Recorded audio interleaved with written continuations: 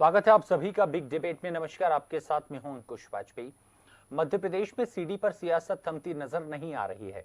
नेता प्रतिपक्ष डॉक्टर गोविंद सिंह के दावे के बाद अब कांग्रेस के प्रदेश अध्यक्ष कमलनाथ की इसमें एंट्री हो चुकी है। उन्होंने दावा किया है, मैंने सीडी देखी है लेकिन नहीं चाहता एमपी का नाम खराब हो। सरकार आई तो जांच भी करवाएंगे। इसी मुद्दे पर होगी चर्चा। उससे पहले एक रिपोर्ट देखते हैं।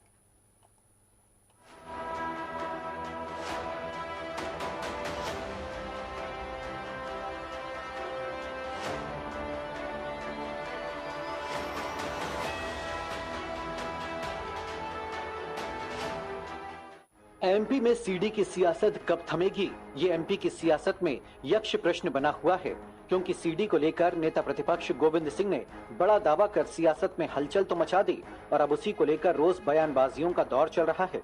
बीजेपी कांग्रेस पर हमलावर है तो नेता प्रतिपक्ष गोविंद सिंह भी पलटवार कर रहे हैं। लेकिन सीडी को लेकर गोविंद सिंह के दावे के बीच अब कमलनाथ की भी एंट्री हो गई है। सतना पहुंचे कमलनाथ ने नेता प्रतिपक्ष गोविंद सिंह के दावे का समर्थन किया। उन्होंने कहा कि हाँ, मैंने सीडी देखी है लेकिन मध्य प्रदेश का नाम खराब नहीं होने देना चाहता। कमलनाथ आगे बोले कि सरकार आई तो हम जांच कराएंगे। देखिए, गोविंद सिंह जी ने कहा कि उनके पास सीडी है। सीडी मैंने भी देखी थी।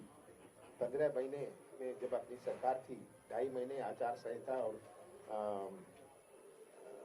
लोकसभा चुनाव में गए। सीडी मैंने भी देखी। ये सीडी मैंने कहा था इसमें और इन्वेस्टिगेशन, और मैं नहीं चाहता था, ये बात भी मैं स्पष्ट कर दूं, मेरी राजनीति इस प्रकार की नहीं थी। मैं किसी के पीछे नहीं पड़ा। मैं नहीं चाहता था कि मध्य प्रदेश बदनाम हो, तो इसलिए मैंने कहा था इसकी और इंक्वायरी करिए, आप चेक करिए कि ये जेन्युइन है कि ये फर्जी है। और इसमें सब भारतीय जनता पार्टी के लोग थे, उनकी 15 साल पुरानी की बात थी, 15 साल से उनकी सरकार चल रही थी, तो इसकी जांच चल रही है। वहीं सीडी को लेकर कमलनाथ ने गोविंद सिंह के जिस बयान का समर्थन किया, जरा वो बयान भी सुन लीजिए, क्योंकि गोविंद सिंह के बयान के बिना सीडी पर सियासत की कहानी अधूरी है। भारतीय जनता पार्टी को पहले अपना चाल चेहरा देखना चाहिए। उनके मंत्री, विधायक, भारतीय जनता पार्टी के नेता, राष्ट्रीय स्वयंसेवक के कार्यकर्ताओं की तमाम अश्लील सीडियाँ हमारे पास मौजूद है। लेकिन मैं किसी की व्यक्ति के ऊपर इस तरह के आरोप लगाना हमारी संस्कृति में नहीं है। मेरे पास देखी है, रिकॉर्ड में भी रखी है। सार्वजनिक पहले ही हो चुकी हैं, सार्वजनिक रूप से हुई हैं। अरे नाम आप बताएंगे जो व्यक्तिगत, जब मैं किसी पे आरोप लगाना नहीं चाहता। उन्होंने ये सब बाहर आएंगे क्या सर? नहीं, मैं इतनी अश्लील भद्दी सीडी में जनता के सामने नहीं रखता हूँ, ना हमारा चरित्र है। सार्वजनिक करना चाहिए, लोगों को करना चाहिए, सीडी को नहीं। कौन कौन लोग हैं इस तरह के काम करते, राजनीति में हैं, अधिकारी कर्मचारी हैं, उनको जनता के सामने उजागर करना चाहिए ताकि लोगों के चाल चलन चेहरे पर प्रतिबंध हो। हालांकि कमलनाथ पहले भी हनी ट्रैप केस में पेन ड्राइव होने का दावा कर चुके थे, लेकिन बीजेपी जब कांग्रेस और कमलनाथ पर हमलावर हुई और पूछताछ पर बात आई तो कमलनाथ बैकफुट पर आ गए। लेकिन चुनावी साल में नेता प्रतिपक्ष ने एक बार फिर सीडी को लेकर बयान दिया है और मुद्दा गरमा दिया है। अब फिर से कमलनाथ ने बड़ा दावा किया है। हालांकि मामले में बीजेपी ने कमलनाथ पर हमला बोला। मेरे हिसाब से तो आपकी उम्र मंदिर की सीढ़ियों पर बैठकर भजन करने की है। मंदिर की सीढ़ी छोड़कर आप असली सीढ़ी देखोगे, ये मेरे को उम्मीद ही नहीं थी। क्यों देख रहे हो? इसको रखे क्यों हो घर के अंदर? इसको मीडिया को दे दो, अदालत में दे दो, एसआईटी को दे दो। आप रखे क्यों हो आज तक समझ में नहीं आ रहा मेरी। इतना ध्यान जितना इस सीडी पे दे रही है कांग्रेस पार्टी, अगर इतना विधायकों पे दे लिया होता तो गिरती काहे को सरकार। अब देखना होगा कि मध्य प्रदेश में सीडी पर गरमाई सियासत कहां जाकर थमती है और वार पलटवार का दौर कब तक चलता है। लेकिन सवाल यही कि सीडी होने का दावा कमलनाथ ने किया था तो फिर सबूत के तौर पर कोर्ट को क्यों नहीं दी, और अगर कोई सीडी नहीं है तो फिर क्या चुनावी साल में ये मुद्दा भटकाने की कोशिश है। Bureau report, DNN news.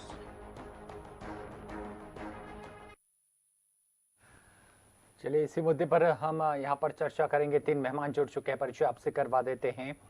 Doctor Gulrez Sheikh साहब जुड़े हमारे साथ बीजेपी से, बहुत बहुत स्वागत है शेख साहब आपका, प्रवक्ता हैं।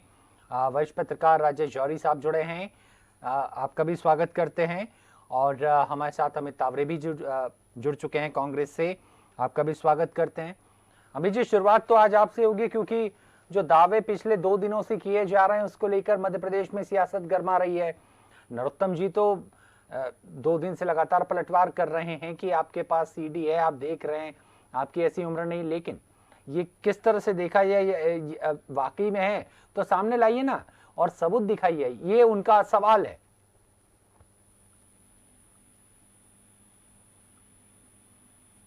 अमित जी, अमित जी सुन पा रहे हैं? चलिए मैं लौटूंगा शेख साहब, उससे पहले मैं राजेश जी के पास जाना चाहूंगा। जौहरी साहब क्या कहेंगे? चुनावी साल शुरू हो चुका है और मध्य प्रदेश जो है चुनावी साल में प्रवेश कर चुका है, लेकिन ये सियासत जो गर्मा रही है कैसे देखा जाए सर? अंकुश जी देखिए, जहां तक ये सीडी या पेन ड्राइव की बात है तो पहले हम देख चुके हैं कि किस तरह से पेन ड्राइव की बात हुई और किस तरह से वो जो भी लेडीज पकड़ी गई थी उनके खिलाफ जिस तरह चार्जेस फ्रेम क्या हुए थे वो सब हमने देखा। और जब उनकी जमानत हुई तो कोर्ट ने क्या टिप्पणी की है ना, वो सब चीजें हमने और आपने एज ए पत्रकार बहुत करीब से देखा है।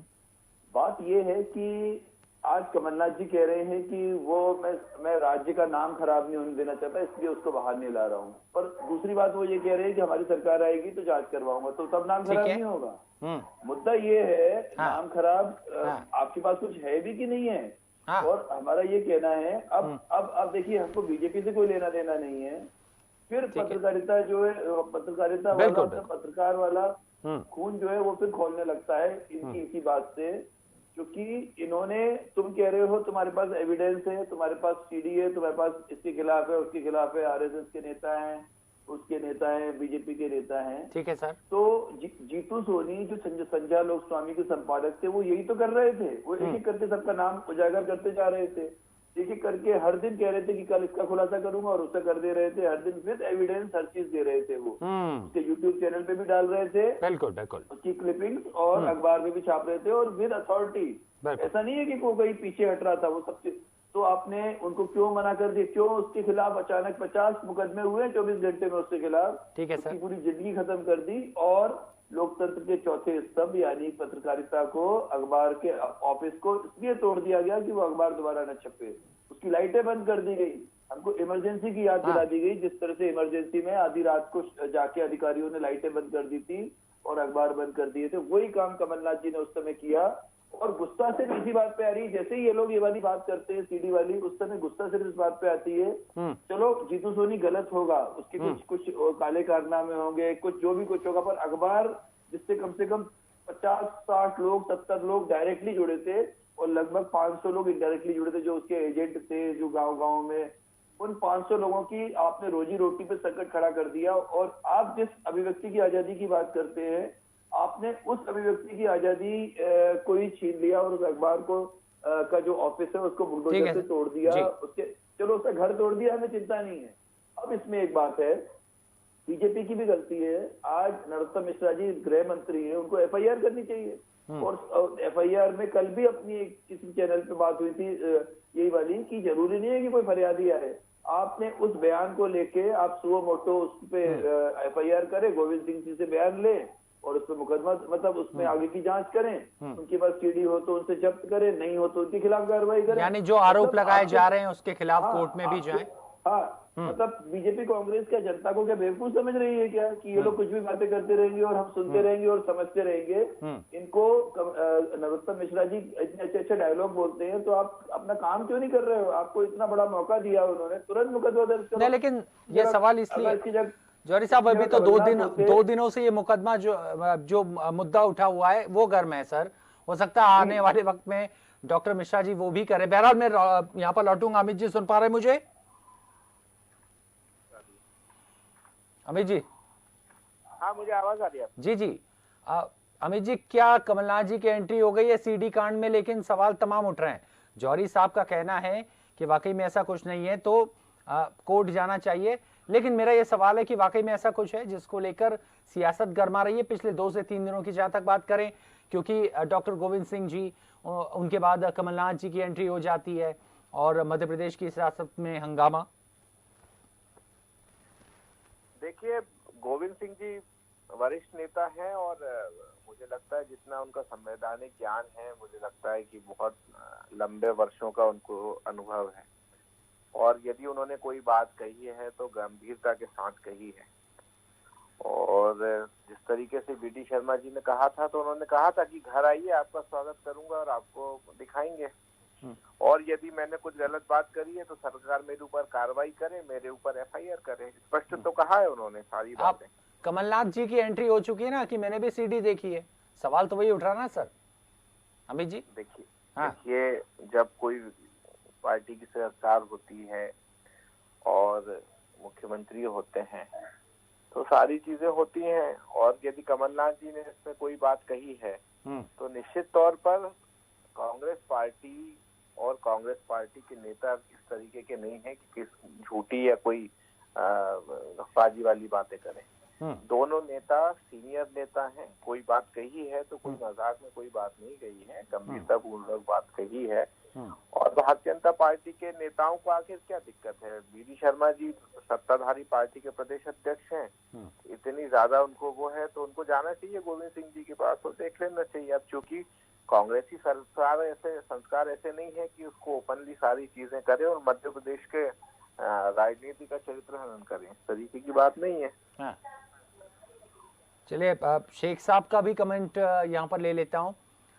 सीडी पर सियासत यहाँ पर शुरू हो चुकी है शेख साहब, और बड़ा सवाल कि ये क्या सियासत हो रही है या कि वाकई में जो दावा कर रही है कांग्रेस, कमलनाथ जी और डॉक्टर गोविंद सिंह, उसमें हकीकत है, कहीं दिखाई दे रही है, ऐसा कुछ है?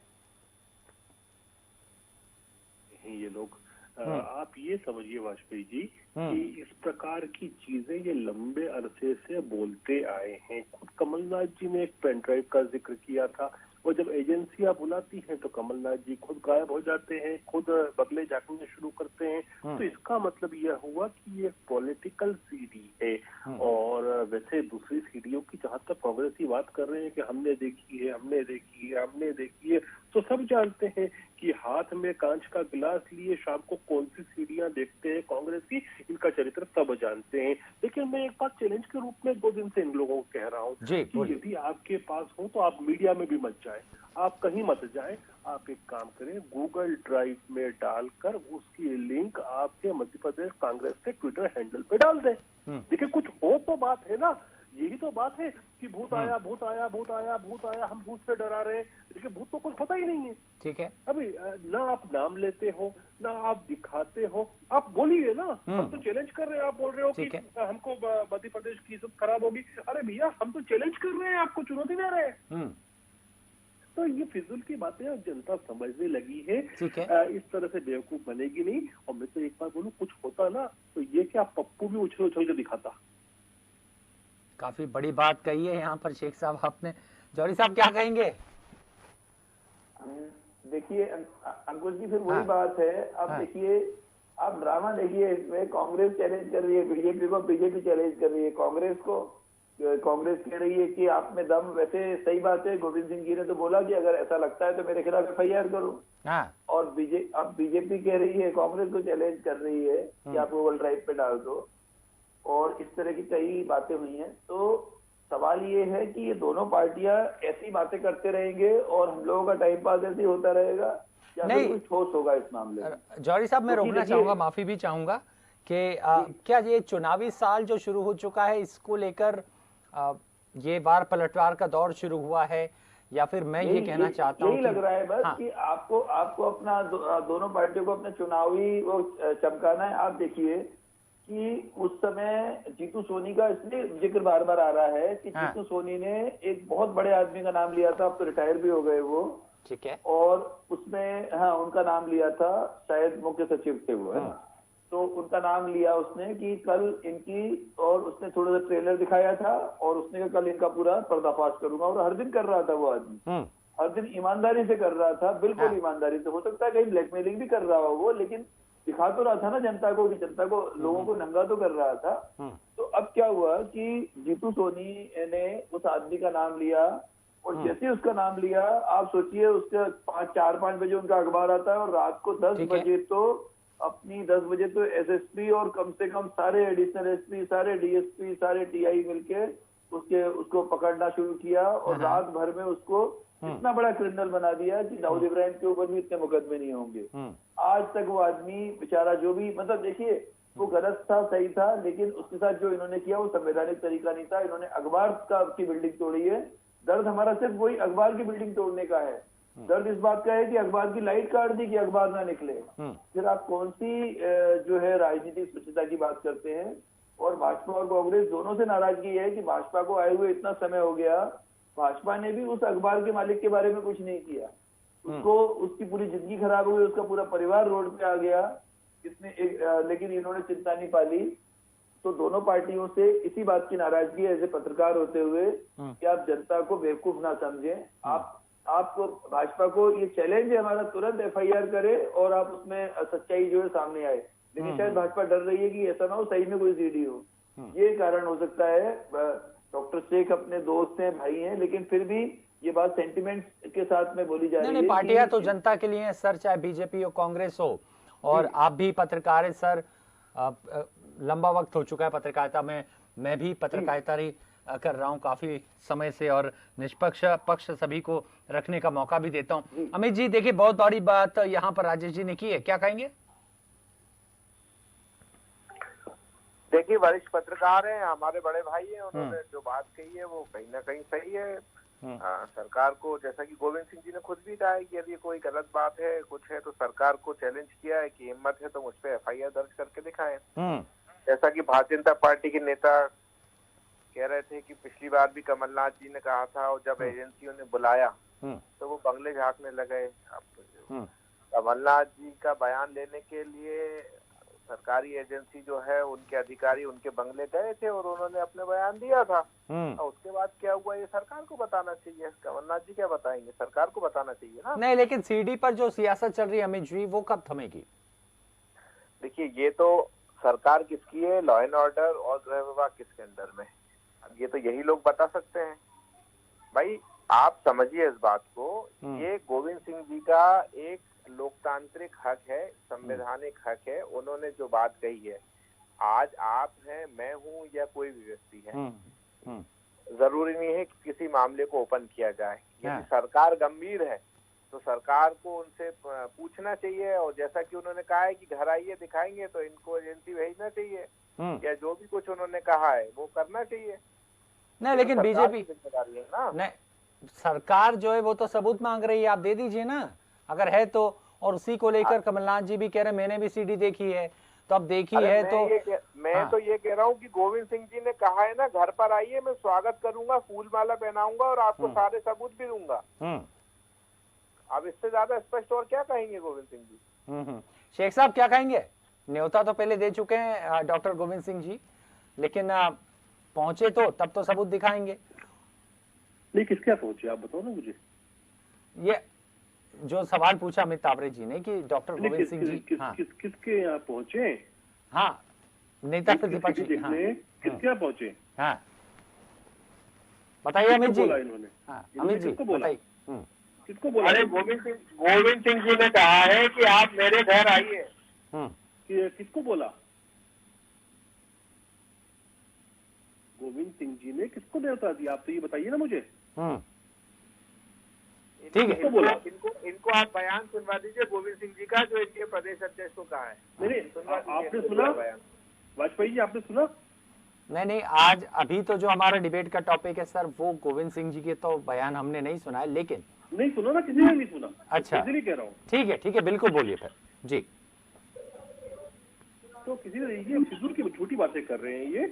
और जहां तक कार्रवाई की बात है, डेफिनेटली उसके ऊपर प्रदेश सरकार भी और हमारा जो विधि प्रकोष्ठ है भारतीय जनता पार्टी का, वो भी उसके ऊपर पूरा अध्ययन कर रहे हैं कि सख्त से सख्त कार्रवाई क्या हो सकती है कि अगली बार जनता को कोई भ्रमित करने का कुछ प्रयास नहीं कर सके। ठीक है। और आप शीघ्र देखेंगे कि इनके खिलाफ कार्रवाई होगी। और जहाँ तक अभी आप बोल रहे थे और हमारे राजेश भाई बोल रहे थे कि एक पत्रकार का ऑफिस बंद करा दिया, बिजली कटवा दी। अरे भैया, किसने कटवाई? आप ये सोचिए, उस आदमी ने कटवाई जिसको इंडियन एक्सप्रेस के बोर्ड में इमरजेंसी के समय श्रीमती इंदिरा गांधी ने डाला था, उस अखबार की आवाज गला दबाने के लिए।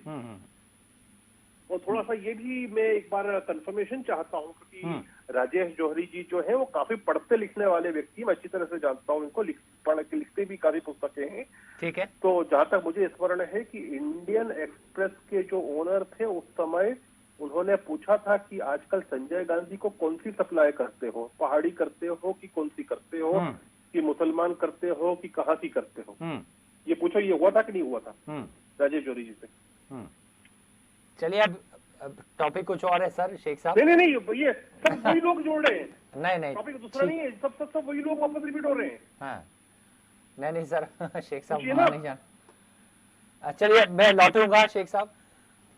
जौहरी साहब, मेरा ये सवाल है कि चुनावी साल में आने वाले वक्त में, क्योंकि कंफर्मेशन चाहिए, क्योंकि मैंने ये बात सुनी है, नहीं सर, इसलिए मैं बोल रहा हूँ राजेश जौहरी जी से पूछिए, प्रेस के बारे में इनका अच्छा नॉलेज है।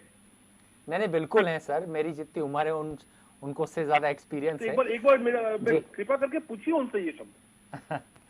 सर टॉपिक वो नहीं। जौहरी साहब, हम उस मुद्दे पर नहीं जाना चाहते हैं। मेरा ये सवाल है कि अभी चुनावी साल शुरू हो चुका है और आने वाले वक्त में और सियासत गरमाएगी मध्य प्रदेश में खास तौर पर। इसमें ज्यादा चिंता की बात, अब ये देखिए, अब इसको सोशोलॉजिकल एंगल से अगर हम देखते हैं तो इसमें ज्यादा चिंता की बात है, डॉक्टर साहब और अमित भाई से दोनों से ये गुजारिश है। ठीक है। इस तरह की बातें जब आती हैं कि उसमें ये बताया गया कि सीनियर लीडर्स बीजेपी के, आरएसएस के, इनकी सीढ़ियां हैं। कल को बीजेपी बोलेगी, डॉक्टर साहब उठ के बोलेंगे कि कांग्रेस के सीनियर लीडर्स की सीढ़ी हमारे पास है। तो जो एक युवा है, आपने देखा होगा 50% युवा है इस बार वोट देने वाला, उसका मन बड़ा नाजुक है, कोमल है, वो इतना समझ नहीं पाएगा। तो वो कहेगा ये जो हमारे रोल मॉडल्स हैं ये सीढ़ी वाले हैं। उसके दिमाग में जो बातें आएंगी, उसके दिमाग में जो पिक्चर बनेगी लीडर्स की, ठीक है, वो उसकी राजनीति की जो शुरुआत होती है राजनीति की, वो शुरुआत होने से पहले ही खत्म हो जाएगी। उसका वोट देने का मन नहीं करेगा। अंकुश भाई, ये चिंता की बात, तो ये चिंता की बात है कि उसका भरोसा उठ जाएगा कि हमारे लीडर्स ऐसे हैं, मेरे रोल मॉडल्स ऐसे हैं जिनके लिए मैं अपने पापा के साथ, अपनी मम्मी के साथ जाके उनको फूलमाला पहनाता हूँ, इतने गंदे लोग हैं। तो ये कुल मिला के सिस्टम पर एक सवालिया निशान आएगा, और युवा वर्ग में अगर ये सवालिया निशान आता है तो ये देश के लिए अच्छा नहीं।